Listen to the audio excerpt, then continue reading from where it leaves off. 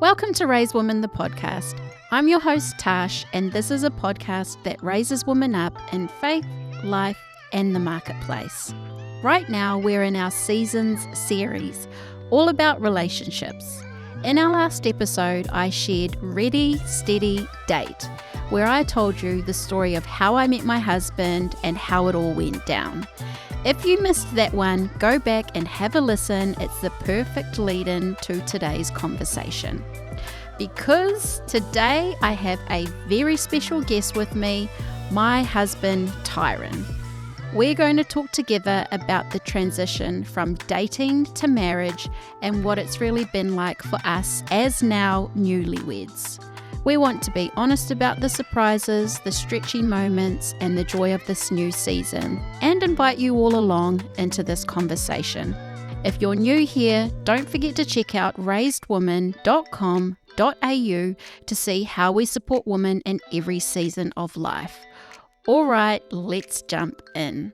Welcome to the podcast, my darling. Thank you. I thought, what a better way to share about this next season than to put my husband on the spot.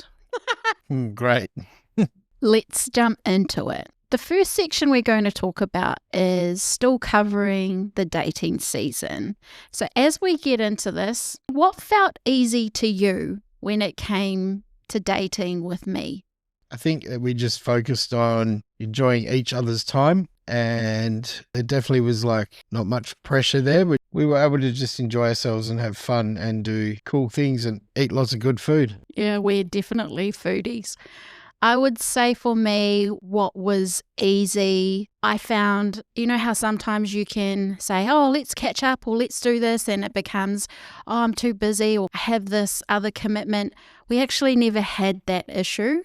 It just became something that was quite easy. Our timing suited, where we were in our lives suited. So I think that was something, if I recall, we were both sort of thinking, it is actually quite easy. What felt challenging to you when it came to us dating? Coming from a background of not being Christian and having to now live with Christian values and abide by biblical principles and things like that, I've found that quite hard around intimacy, if I'm to be honest. That did become challenging at times, but somehow I think God gave me the strength to get through all that. It was worth the wait. I'd agree with every single thing Tyron has said.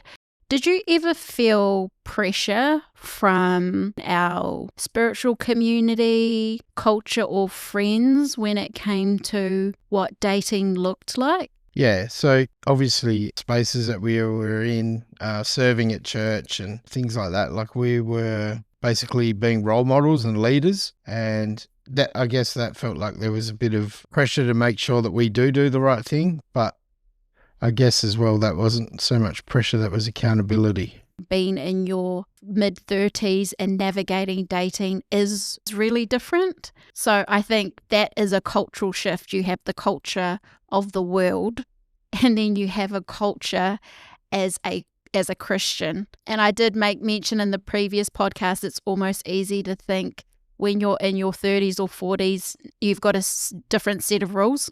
Yeah, I can relate to that. I think one of the most challenging things as well was like being able to live with each other and things like that until we got married. I think that was quite challenging because like in the past, if you were with someone, you would end up eventually living with them and doing life together. But as a Christian, it was different. Like it was like a process, basically. Learning to crawl before I could walk is how I would say. And what role do you think faith played in our dating season? Definitely kept me accountable. I just had to trust God's timing with everything as well, that things weren't going to happen overnight, but to do things differently and to actually get to know someone for who they are, not for, selfish desires, I would say, and trusting God that He has given me you. Is what I would say, that you were the right person for me. You could handle me no matter what my past was, but you'd see me for who I am today. The role that faith played for me was definitely about trusting God with the timing, trusting God with the transitioning, how we moved from phase to phase. And there's also a lot of faith and surrender in there too, which I've mentioned in past podcasts, and just believing that you were God's best for me, and that whatever that timing looked like as we moved through, rather than me placing my expectations, learning to trust God with whatever the outcome was. And I guess I could say it's faith because it is biblical that men lead. So for me, it wasn't even just trusting God, it was learning to trust you in those early stages. Yeah, and I think God guided me throughout that whole season. He still does today, but in the early days of like leading and suggesting the way that we do things, because it was so foreign to me. So now as we go into the wedding side of things, as we transition from dating to getting married, what for you was the biggest emotional or spiritual shift from being engaged to being married? For me, I knew once I was engaged, I was committed. So there was no backing out of it then. My mind was like already committed. I guess the whole difference between being engaged and then being married was that it's official that you are unified and two have become one. So the symbolism of it, understanding that for me was a shift. But I think when it comes to commitment, I was already all in. So I think for me, the biggest shift from being engaged to married was this realization that, hey, I am with this person every single day. And yes, this is a commitment, and it's not a flippant commitment. We are bound to each other. And it was more so really walking through that and realizing the significance, which is actually quite powerful. What did the covenant of marriage mean to you? That I was now obviously committed for the rest of my life, no matter what season we're in, whether in sickness or in health, as you say in your vows, but also that it meant that it was now like my time to be a responsible male and lead my wife and potentially one day build a family together and live happily ever after, even though not every day is this, nothing's perfect, and that goes with marriage as well, that nothing's perfect, but it's definitely worth it. It's been the biggest blessing of my life. And did anything feel really different for you straight after we got married? It felt very surreal, I think, at first. I was like, oh, I can't believe I've just done that. Like, this is the biggest commitment I've ever made in my life. It felt like I was courageous. I took a leap of faith, like knowing that this is meant to be. So it was definitely like one of the boldest things I've ever done as well. At first it was surreal, and then, I don't know, it's just, again, like you're pretty easy to be married to. So, I don't know, it just seemed to flow quite well. I mean, it felt weird wearing a wedding ring. I don't wear jewelry. And I was like, what is this thing on my finger? I guess I felt proud as well. I was very proud of that moment. And I remember walking around Crown Casino on our honeymoon, like thinking, pinching myself like, oh, I can't believe I just got married yesterday. So that was pretty cool. Yeah, I agree with everything you said. And I think for me, straight after the wedding, I think maybe I was thinking, is there something drastic that's supposed to happen? Or it was like everything was just really easy with us. Sometimes you might hear people say your first year of marriage, or, it's when you go through rocky bits and all of that. But we actually just synced with each other. And I think the reason why we did do that is because we were genuinely good friends and knew each other really well before we came into dating. Whereas I think if you just next minute just get married and you haven't even spent that time really getting to know the person, I think that would have maybe been a bit more shocking. But everything was really just quite easy with us. And I think I found it surreal too. The fact like, wow, I'm actually married. And then as we journeyed through that, it was like, this is really what it means to be one. That was my biggest revelation. What has surprised you most in our marriage so far? I think what surprised me most in our marriage so far is that God continues to show up, and you always say it, that our theme is we only get better. And it's very true. Like, we just continue to grow with each other, not just separately. So I think when we grow together, you get to know each other more and more and more on a deeper level. And I think what surprised me is that it's actually not that hard.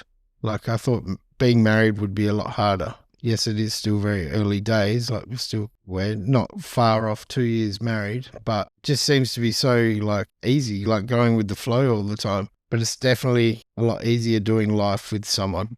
What has surprised me most about our marriage would be when you go into being married with someone, yes, you're committed and you have a level of love, but I didn't think it was possible to love a person more. The more you do life with them, the more you get to see them through different seasons, the more I get to see how you lead us. It actually makes me love you more, and I didn't think I could love you anymore. But that's what surprised me most about our marriage, is that I didn't think it was possible to love someone more. But when you're married to someone and have that level of commitment, you actually learn to love them more.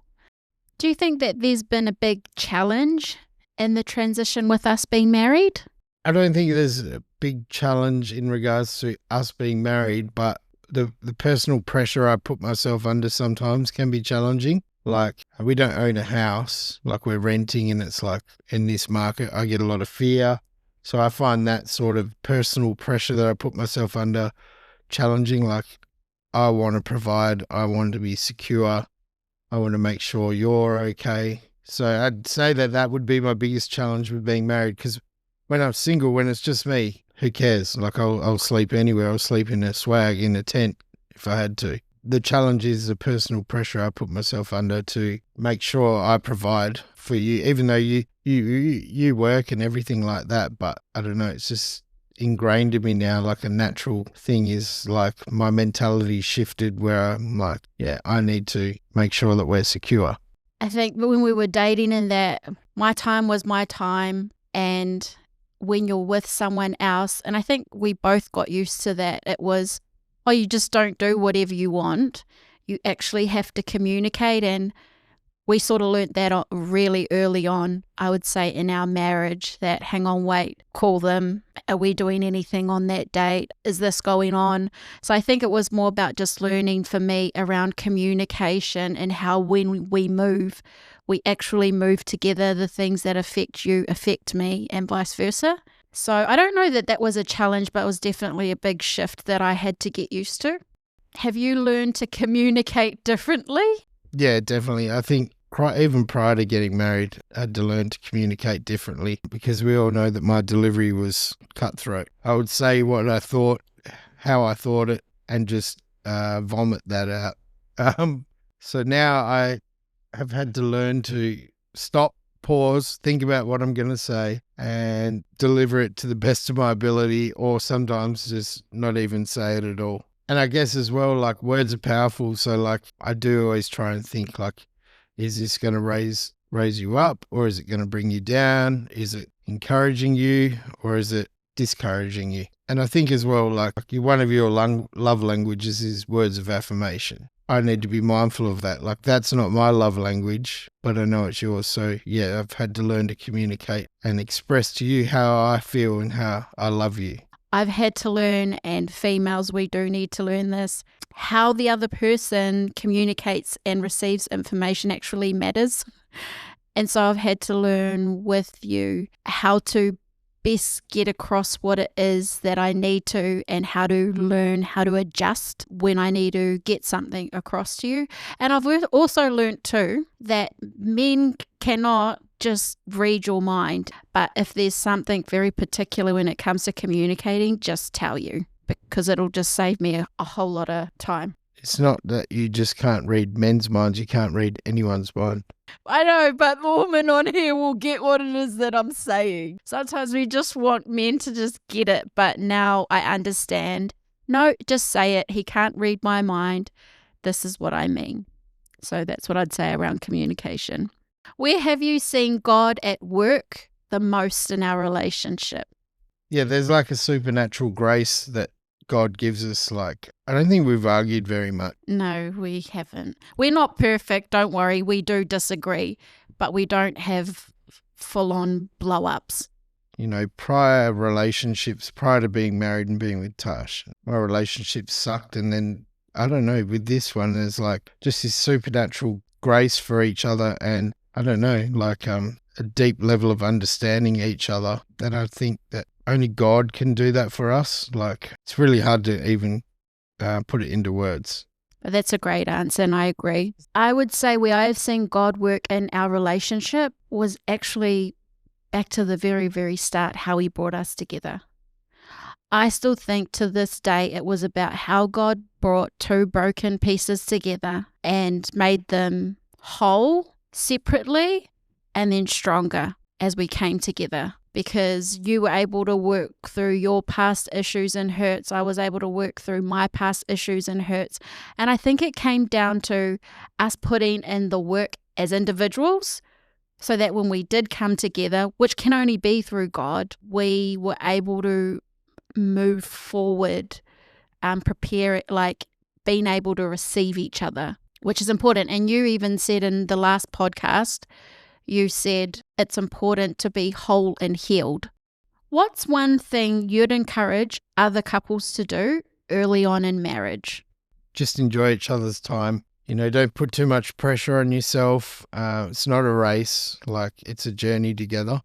Being married isn't a destination. It's just a part of your journey. So don't feel like you need to have it all figured out straight away. Enjoy the journey. I would say for a couple to encourage you early on in marriage is enjoy the season, and as the female, let your husband lead and just give him those wins as well, is what I would say, because it's very important within a marriage to learn to trust him and let him lead within that space, because I think that builds a strong foundation as well. I think as well, you know, praying together and thanking God together is a powerful thing as well. It's something you should probably be doing before you get married, but do it more when you're married, because like you were saying before, there is a covenant and the enemy doesn't want that to be successful, and the enemy will try and destroy everything, probably starting with the male. So